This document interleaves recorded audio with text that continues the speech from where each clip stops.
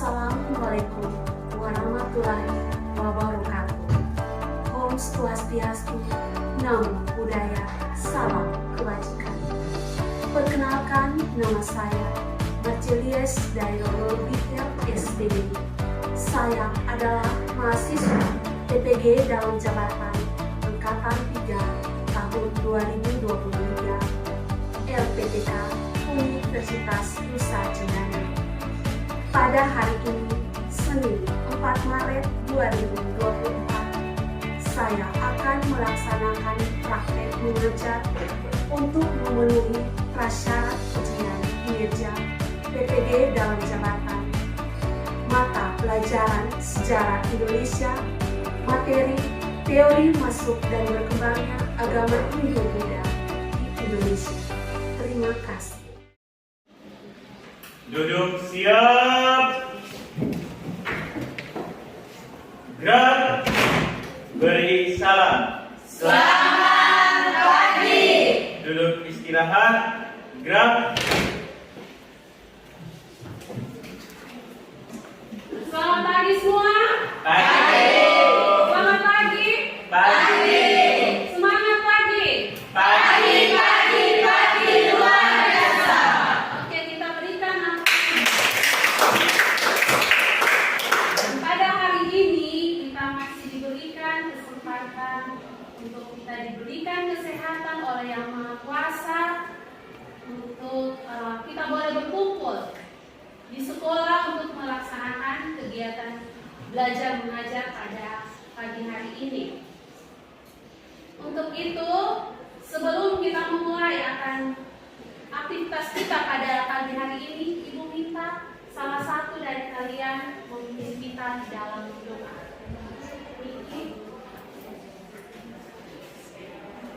Doa mulai. Dalam nama Bapa dan Putra dan Roh Kudus. Amin. Allah Tritunggal yang Maha Kudus, Bapa, Putra dan Roh Kudus, segala puji dan syukur kami haturkan kehadirat hadirat-Mu, karena Engkau telah membimbing memberkati kami semua di rumah kami, di perjalanan yang kami boleh tiba di sekolah dalam keadaan selamat. Sekarang kami akan memulai kegiatan belajar mengajar kami. Kiranya Tuhan memberkati dari awal, pertengahan hingga boleh berakhir dengan baik. Ya Tuhan, nama-Mu kami puji dan sepanjang segala masa. Amin. Dalam nama Bapa dan Putra dan Roh Kudus. Amin. Terima kasih untuk Niki yang telah memimpin kita dalam doa di pagi hari ini. Ibu akan mengabsen hadiah kalian pada hari ini. Mika Luka, Hadir. Lala Lubis, hadir. Adiana, Hadir. Nadia, Hadir. Mercy. Hadir. Oke, baik. Jadi hari ini kita semua hadir. Untuk itu kita berikan applause sekali lagi untuk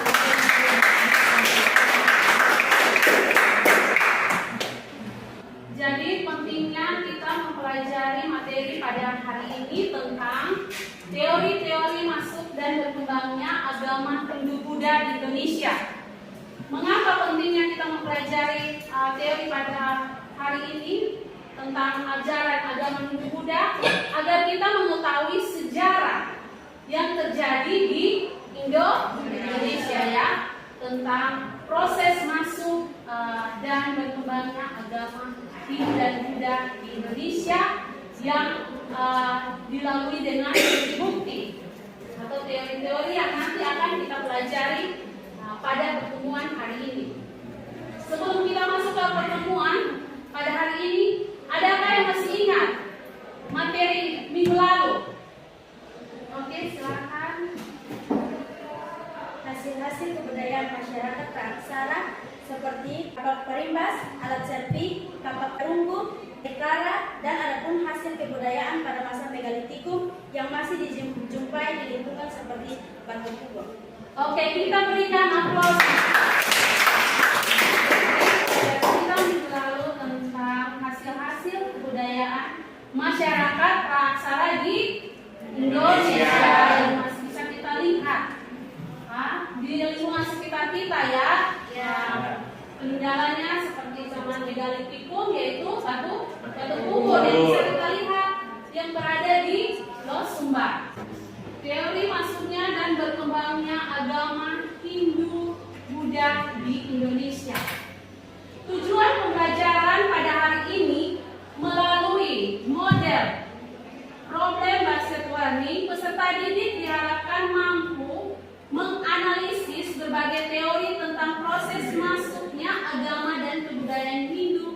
dan Buddha serta pengaruhnya terhadap kehidupan masyarakat Indonesia, pemerintah dan budaya, peserta didik mampu untuk membuat laporan tertulis mengenai teori-teori masuk dan berkembangnya agama Hindu-Buddha di Indonesia dikerjakan dengan penuh rasa tanggung jawab, kerjasama yang baik, jujur, dan disiplin. Indikator pencapaian kompetensi kita pada hari ini, yang pertama, menganalisis teori-teori masuk dan berkembangnya agama Hindu-Buddha di Indonesia. Yang kedua, menganalisis kelebihan dan kekurangan teori Brahmana. Yang berikut, menganalisis kelebihan dan kekurangan teori Ksatria, menganalisis kelebihan dan kekurangan teori Waisa. Yang berikut, menganalisis kelebihan dan kekurangan teori Sudra. Yang berikut, menganalisis kelebihan dan kekurangan teori arus balik. Dan yang berikutnya, mengolah hasil informasi mengenai teori-teori masuk dan berkembangnya agama Hindu-Buddha di Indonesia dan mengemukakan dalam bentuk tulisan. Nah, coba kalian amati gambar ini.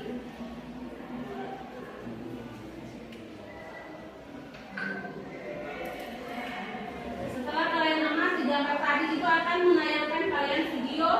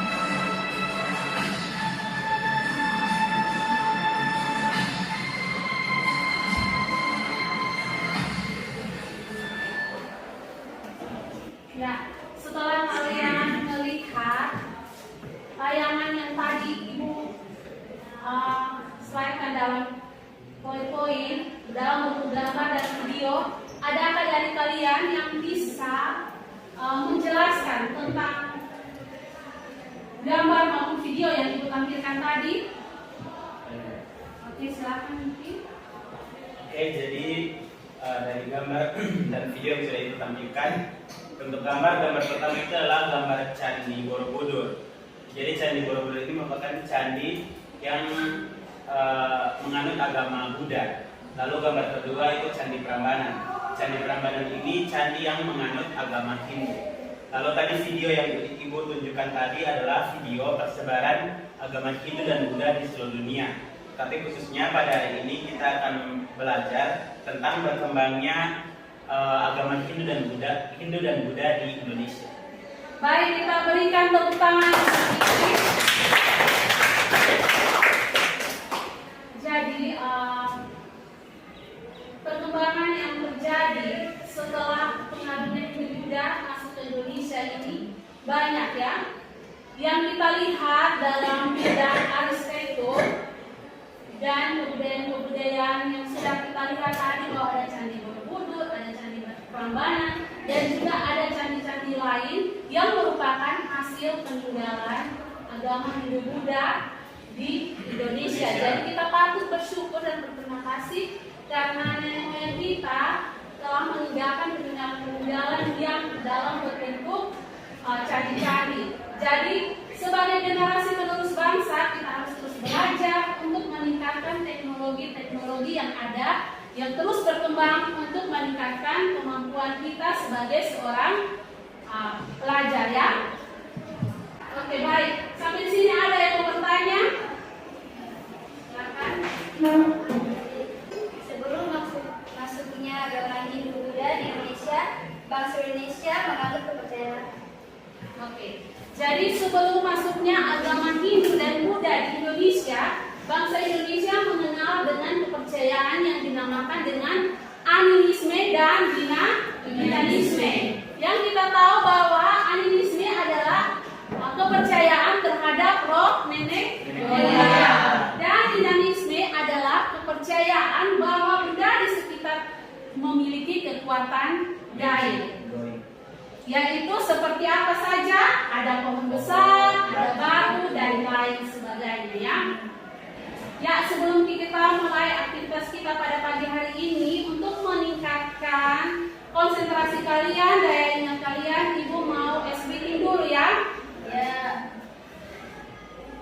Tepuk 1, tepuk 2, tepuk 3, tepuk 4, tepuk 5,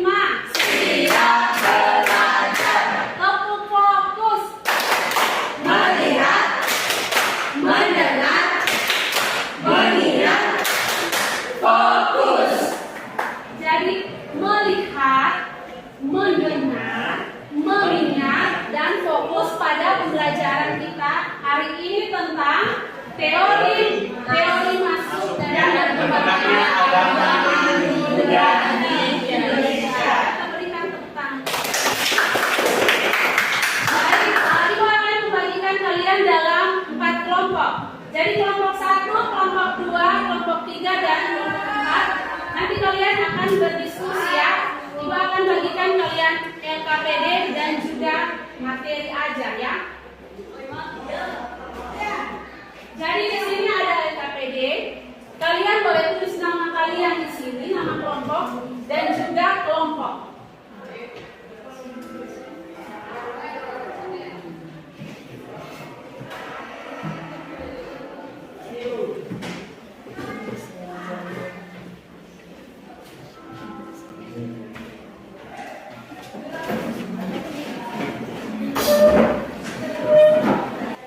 Di sini juga ada bahan ajar yang bisa kalian lihat untuk kalian kerjakan tentang diskusi kelompok. Dan juga jangan lupa ya, ada link yang sudah Ibu bagikan kemarin di grup WA untuk kalian buka dan kalian bisa lihat referensi untuk jawaban yang kalian akan kerjakan.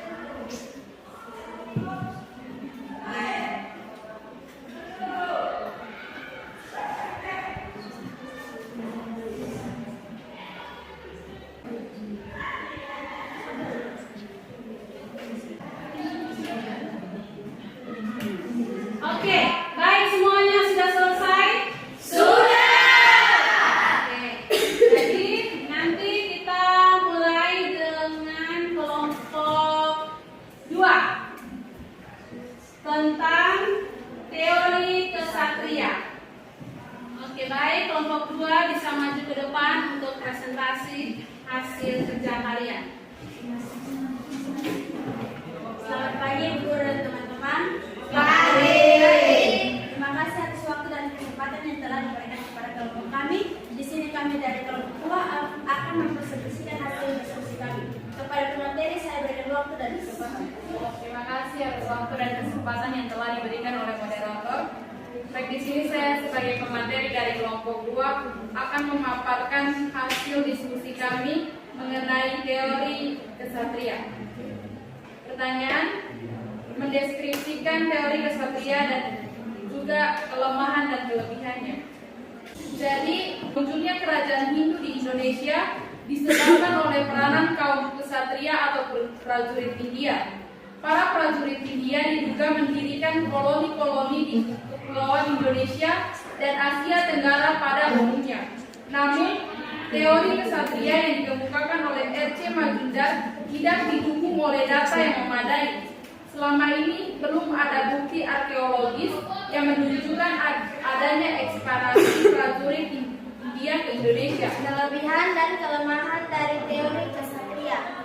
Yang pertama, kelebihan, yaitu penyebaran agama Hindu-Buddha. Menurut teori kesatria, para kesatria memiliki peran utama dalam penyebaran agama Hindu-Buddha di Indonesia melalui penaklukan.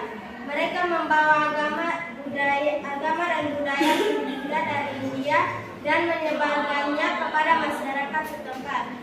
Berikut kelemahan, yaitu fokus pada penaklukan.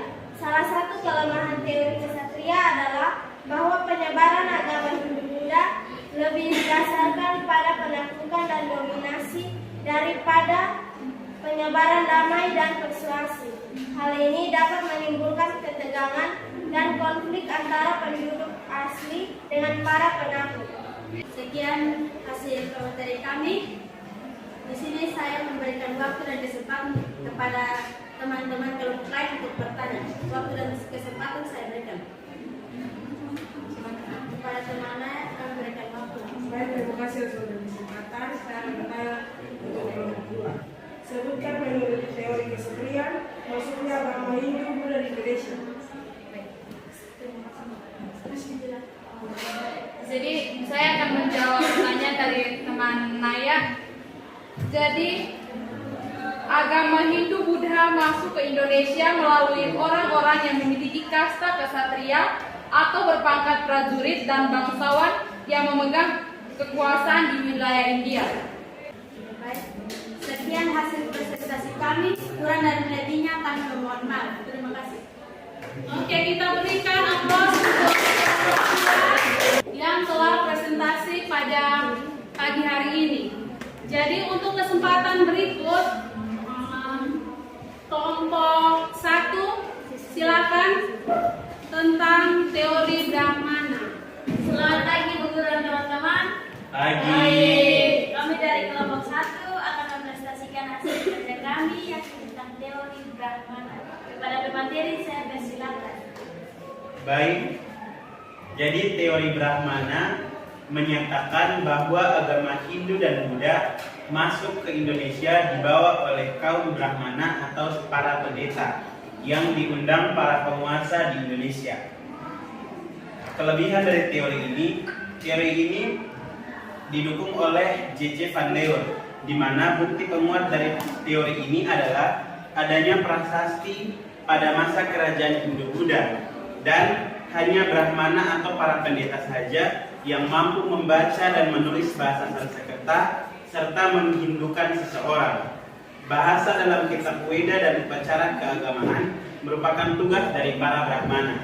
Sementara kelemahan dari teori Brahmana adalah adanya suatu fakta bahwa para Brahmana atau para pendeta ini tidak boleh memiliki pantangan, tidak boleh melanggar laut. Jadi dapat disimpulkan bahwa para Brahmana ini tidak pernah datang ke Indonesia karena pada zaman itu transportasi yang umum digunakan adalah kapal laut dan para Brahmana ini tidak boleh menyeberang laut menggunakan apa saja, mau kapal laut atau mereka menyeberang laut tidak boleh. Dari hasil penelitian kami akan membuka sesi tanya jawab. Bagi teman kelompok lain yang ingin bertanya, waktu dan kesempatan saya berikan. Oke, baik, terima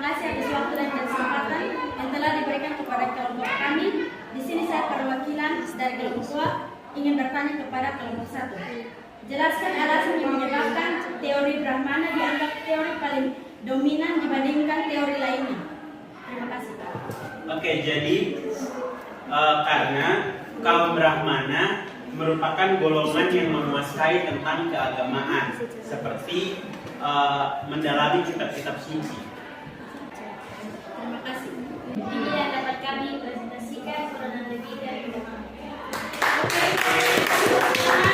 Untuk berikutnya, Ibu berikan kesempatan kepada kelompok 3. Silakan kelompok 3 presentasi tentang teori Vaishya. Baik, selamat pagi Ibu dan teman-teman.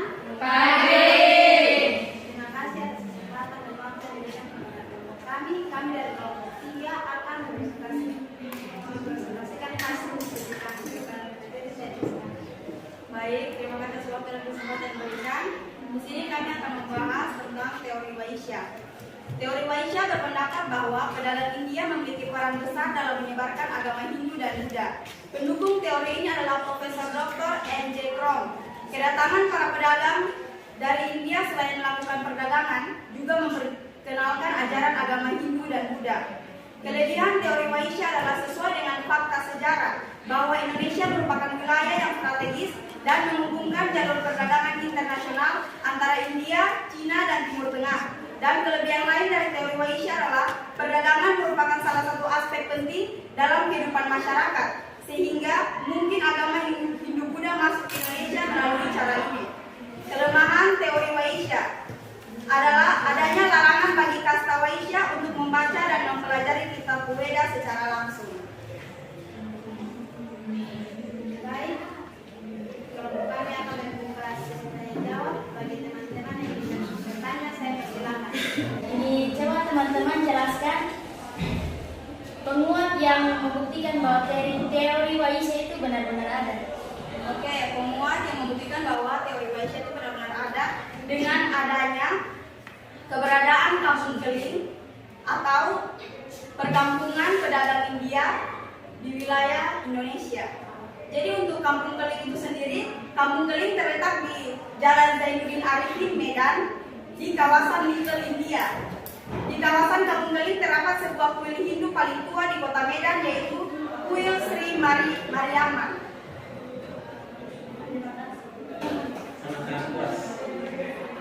Sekian presentasi kami, kurang dari lebihnya kami minta maaf.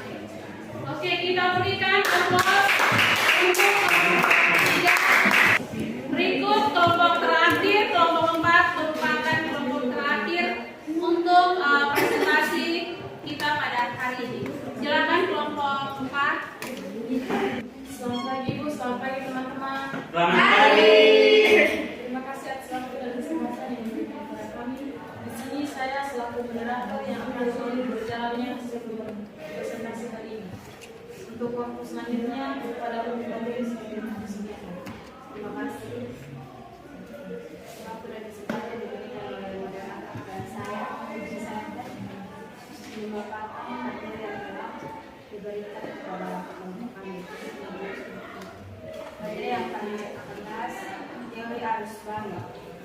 Teori arus balik dicetuskan oleh Didi Karmos. Maksudnya pengaruh agama dan budaya Hindu Buddha di Indonesia dilakukan oleh orang Indonesia itu sendiri. Bangsa Indonesia mempunyai kepentingan untuk datang dan berkunjung ke India seperti mempelajari agama Hindu dan Buddha. Setelah kembali dari India, mereka membawa pengetahuan tentang agama dan budaya India, dan pada perkembangannya mereka yang berperan aktif menyebarkan agama Hindu Buddha dengan adanya prasasti Nalanda, isinya tentang pembangunan wihara untuk belajar dari kerajaan Sriwijaya di India, dan adanya aplikasi pada peninggalan kerajaan-kerajaan Hindu Buddha di Indonesia. Untuk mengamati proses yang terjadi antara budaya Indonesia dan India, George menggunakan istilah penyuburan. Ia melihat dua jenis proses penyuburan. Penyuburan pertama dan kemungkinan telah terjadi lebih dahulu adalah proses melalui pendeta agama Buddha. Awal hubungan perdagangan antara Indonesia dan India bertempatan pula dengan perkembangan pesat dari agama Buddha. Biksu-biksu agama tersebut menyebar ke seluruh penjuru dunia melalui jalur-jalur perdagangan tanpa menggunakan isu dari sekitarnya. Baik, itulah presentasi kami mengenai teori arus balik. Untuk waktu selanjutnya kami berikan kesempatan untuk kelompok yang ingin bertanya. Baik, Baik, terima kasih. Jadi mungkin teman bisa disebutkan bukti dari teori arus balik. Baik, saya akan menjawab pertanyaan dari teman berkala. Adanya penemuan prasasti Nalanda yang menggambarkan pembangunan wihara untuk pelajar dari Kerajaan Sriwijaya di India, di mana pelajar dari Nusantara yang belajar ilmu agama Hindu Buddha langsung ke India. baik, apakah jawaban yang bisa diterima? Iya. Baik, terima kasih atas waktu yang kalian berikan kepada kami selama presentasi. Untuk kurang dan lebihnya kami mohon maaf. Sekian dan terima kasih. Yang telah mempresentasikan hasil kerja kalian. Untuk itu kita berikan aplaus untuk kita semua ya.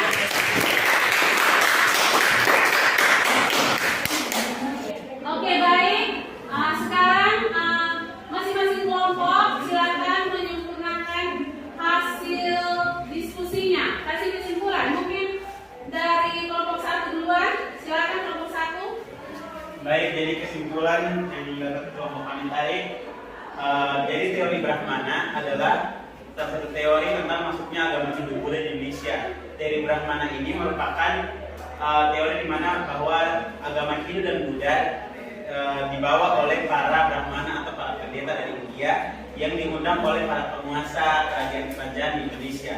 Penguat dari teori ini atau kelebihan dari teori ini adalah ditemukannya prasasti-prasasti pada kerajaan Hindu Buddha, di mana yang bisa membaca prasasti ini hanyalah para Brahmana atau para pendeta, karena mereka yang mengerti tentang bahasa Sanskerta. Tetapi kelemahan dari teori ini adanya suatu fakta bahwa para Brahmana atau para pendeta ini memiliki suatu pantang, di mana mereka itu pantang untuk menyeberangi laut. Jadi dapat disimpulkan bahwa teori Brahmana ini memang ada kelemahan, memang ada kelebihannya, tapi juga ada kelemahannya. Jadi untuk teori Brahmana ini belum dibuktikan bahwa memang teori Brahmana ini adalah teori tentang masuknya agama Hindu Buddha di Indonesia. Oke, baik, kita berikan aplaus untuk kelompok 2, silakan.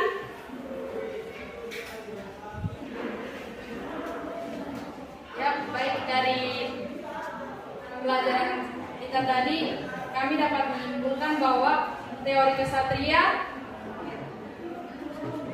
muncul di kerajaan. Teori kesatria menurut R.C. Majumdar berpendapat bahwa munculnya kerajaan Hindu Buddha di Indonesia disebabkan oleh peranan kaum kesatria atau prajurit Hindia. Adapun kelemahan dan juga kelebihan dari teori tersebut yakni penyebaran agama Hindu Buddha. Menurut teori kesatria, para kesatria memiliki peran utama dalam penyebaran agama Hindu Buddha di Indonesia melalui penaklukan. Dan juga ada kelemahan pula. Yang pertama ada fokus pada penaklukan. Salah satu kelemahan teori kesatria adalah bahwa penyebaran agama Hindu Buddha lebih didasarkan pada penaklukan dan dominasi daripada penyebaran damai dan persuasif. Terima kasih. Oke, kita berikan aplaus untuk kelompok 2. Kelompok 3, silakan. Baik, jadi kesimpulan dari kami adalah teori Waisya adalah salah satu teori yang dikemukakan oleh para ahli yang berisi tentang masuknya Hindu Buddha ke Indonesia. Pada teori Waisya, agama dan kebudayaan Hindu Buddha masuk melalui para pedagang atau kasta Waisya. Kelebihan dari teori Waisya yaitu sesuai dengan fakta sejarah bahwa Indonesia merupakan wilayah yang strategis dan menghubungkan jalur perdagangan internasional. Dan juga kelemahannya adalah adanya larangan bagi kasta Waisya untuk membaca dan mempelajari kitab Weda secara langsung. Oke, kita berikan aplaus untuk kelompok 3. kelompok terakhir, kelompok 4, silakan. Baik, terima kasih atas waktu yang sudah memberikan kepada kelompok kami. Jadi dari pembelajaran tentang teori arus balik, di sini kelompok kami dapat menyimpulkan bahwa teori arus balik dicetuskan oleh FDK Bos. Masuknya pengaruh agama dan kebudayaan Hindu-Buddha di Indonesia dilakukan oleh orang Indonesia, dan itu sendiri bangsa Indonesia mempunyai kepentingan untuk datang dan berkunjung ke India seperti mempelajari agama Hindu dan Buddha. Jadi perkembangan mereka berperan aktif menyebarkan agama Hindu-Buddha dengan adanya prasasti Nalanda, isinya tentang pembangunan wihara untuk pelajar dari kerajaan Sriwijaya di India dan adanya alkulturasi pada peninggalan kerajaan-kerajaan Hindu-Buddha di Indonesia. Dan jadi sini juga FDK Bos menggunakan istilah penyuburan. Jadi dia melihat bahwa ada dua jenis proses penyuburan. Yang pertama, penyuburan kemungkinan telah terjadi terlebih dahulu adalah proses melalui pendataan agama Buddha. Dan yang kedua, awal hubungan perdagangan antara Indonesia dan India bertepatan pula dengan perkembangan pesat dari agama Buddha. Biksu-biksu agama-agama tersebut menyebar ke seluruh penjuru dunia melalui jalur-jalur perdagangan tanpa menghilangkan kesulitan-kesulitannya. Sekian dan terima kasih. Oke, kita berikan aplaus.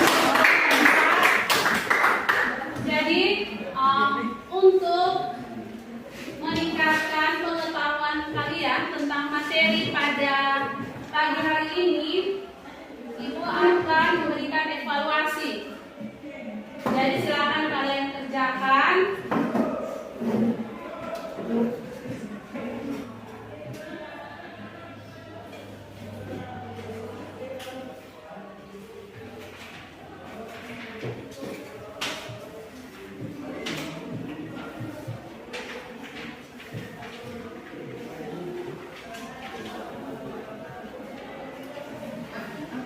Soal Ibu sudah bagikan, silakan kalian kembali ke posisi masing-masing untuk kalian kerjakan evaluasi secara individu ya.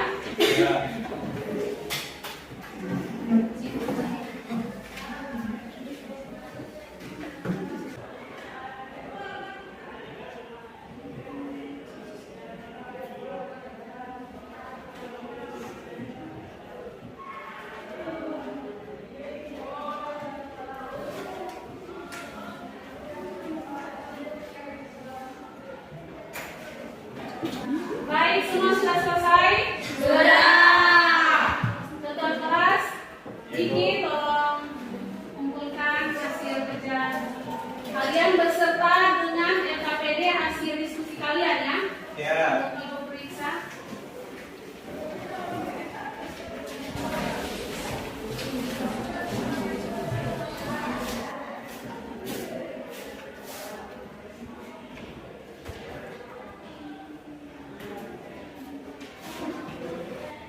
Jadi agama Hindu dan Buddha masuk ke Indonesia ada beberapa teori. Yang pertama teori apa? Brahmana. Teori apa lagi? Kesatria. Teori Waisya. Arus balik. Ada satu teori yaitu teori Sudra. yang dibawakan oleh kaum pengemis ya, atau orang-orang miskin ya. Teori itu belum adanya pembuktian ya, karena teori itu menyatakan bahwa kaum Sudra belum mendapatkan kesetaraan ya, sehingga mereka datang ke Indonesia untuk diakui oleh orang-orang ya, seperti itu. Sehingga itu juga belum ada pembuktian yang menyatakan bahwa teori Sudra itu berkembang di Indonesia. Dari sini adakah yang bisa kasih kesimpulan tentang proses pembelajaran hari ini? Niki, silakan Niki. Oke, jadi kesimpulan dari pembelajaran hari ini, jadi kami dapat mengetahui tentang proses masuk dan berkembangnya agama Hindu-Buddha di Indonesia. Lalu ada 4 teori tentang masuknya agama Hindu-Buddha di Indonesia. Yang pertama ada teori Brahmana, yaitu di mana yang menyebarkan agama Hindu-Buddha itu para pendeta atau para Brahmana. Lalu yang kedua teori Waisya, yaitu para pedagang yang menyebarkan agama Hindu-Buddha di Indonesia. Lalu yang ketiga teori kesatria, yaitu agama Hindu Buddha disebarkan oleh para tentara atau para kolonial India yang datang ke Indonesia. Lalu yang keempat teori arus balik, yaitu orang-orang Indonesia yang pergi ke India membawa pulang kembali ajaran Hindu Buddha ke Indonesia.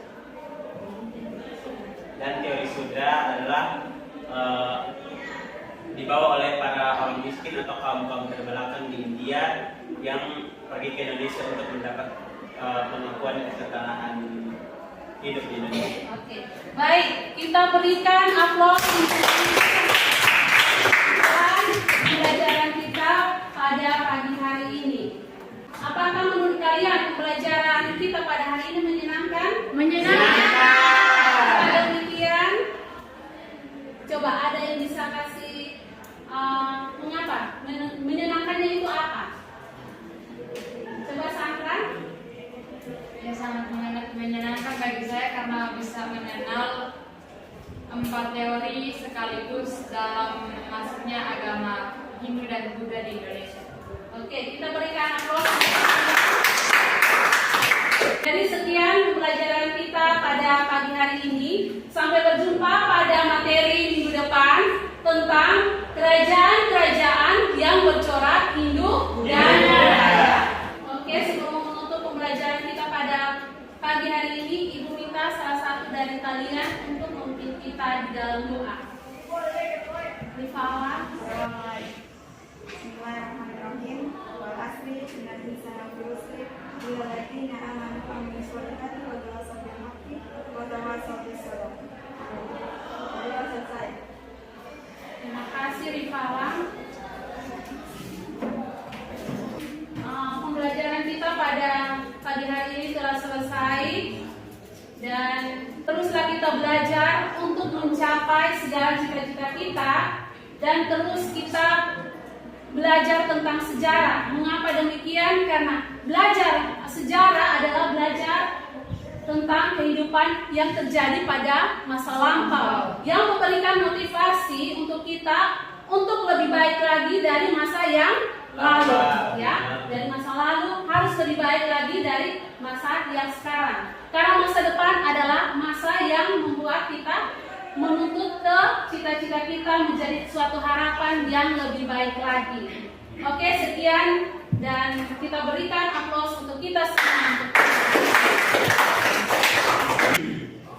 Duduk siap. Gerak. Beri salam. Terima kasih. Duduk istirahat. Gerak.